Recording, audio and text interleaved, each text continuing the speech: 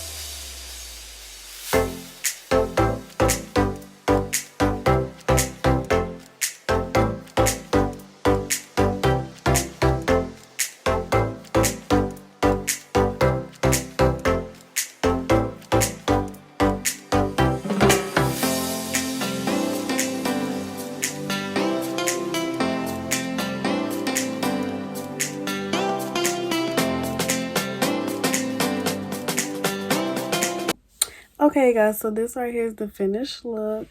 I hope y'all like it. The last thing I'm gonna do is, if you want to add a little bit more pizzazz to it. Is it pizzazz? I think it's pizzazz. Put a little bit of glitter on my eyelids.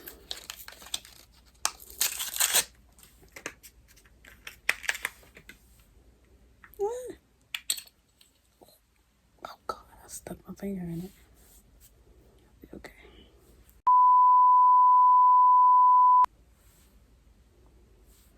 I didn't put too much right there. But yeah, this right here is the final look. I hope y'all enjoyed the video. I keep looking at it. I like it. But yeah, anyway, I hope y'all enjoyed the video. Don't forget to like, comment, subscribe, and share. And until next time, I'm Rosebud out. Peace.